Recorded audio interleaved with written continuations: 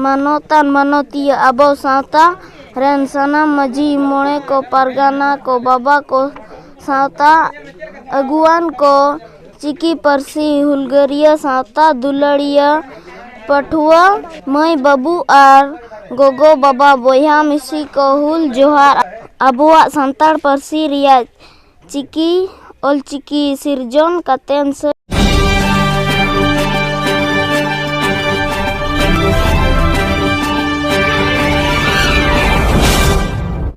नेलते माडी हुडी नेलो कनाय तबे नवा टोठा रे ऑलचिकी से जनाम परसी ते नुकु गिदेर को लटका को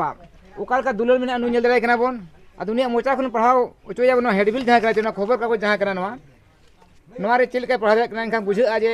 आयो ओडांग ऑलचिकी रे तिना दुलर में नवा टोठारिन को अच्छा बाबू मासे आमा nyutum लेम टिपू हंसदा चिली टिपू हंसदा nyutum ताय अतु दो अतु रानीपाड़ अतु रानीपाड़ ना और नवा धा दिसम कना तबे नवा बो पढ़ाओ चोय कना काल के पढ़ाओ गाने से बाय गाने नवा रे अनुमानोआ मासे बाबू नवा पढ़ा दरे आम होय मासे पढ़ा में मानोतान मानोतिया अबो सावता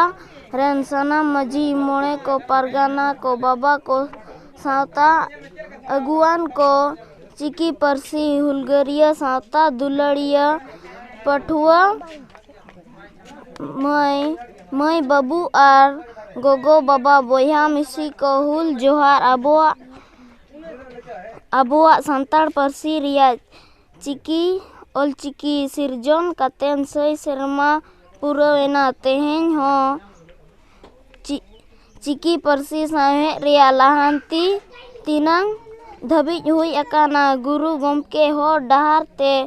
तिनांग बोरेला अकाना अबुआ लाहांती तड़ाम होर रे तिनांग अटकेटोणे कना जंगे दाराम को संगे ओ कना सरी गे जति धर्म बंचाव कते सोरेस मनमी लेका बंचाव तहन रिया सना मेना खान दिला बोन जनाम को गे आर मिद धव टमाक तुमदा रिया कोरताल तिरियो बनाम सकोआ अते चेमेंजुड़ी मिदुन ते ती ते सपाप कते गोड़ो गोपोड़ चपाल अते कमी होरा बो सगुना तबे होय बन आजम केट गया नय मिटंग होडे होडे गिदरा जहां दो ऑलचिकी जहां हैंडबिल बनावा कना ओना पढ़ाव आजमात बनाई तबे बाबू आम दो 30 खनम चेद का नो ऑलचिकी दो 2023 खन 2023 खन मिद शर्मा बार शर्मा नितो दो हुयु कना ते बार शर्मा तेगे जते पुरम पढ़ाव दाड़े होय और ओकारम चेद का ओड़ा रगे चे जहां आसड़ा रे पढ़ाम चलाओ ओड़ा रगे अकोय लेम ताहे इन कुमा और आम कमंगे ओड़ा रगे पढ़ाव कर में होय और अकोय को पढ़ाव को थाए और किदरा को तहन मांग पढ़ा कोय और आम दो तिनी क्लास रे मोलक कना 4 तबे होय बन आजम केट गया होय 4 क्लास रे जहां पढ़ा कनाय उनी मिटंग बाबू गिदरा उना चेहराय पढ़ाव दाड़े ना एनखान आबो चिका बाबन पढ़ाव दाड़े तबे बाबू गिदरा ओना पढ़ाव रे 8 धारा बाम बुझो थाए बांग अड़ी अड़ी सराव होय बन नेल केट गया तबे चेष्टा लेखान सनाम हर गेबन चेत दाड़ेया और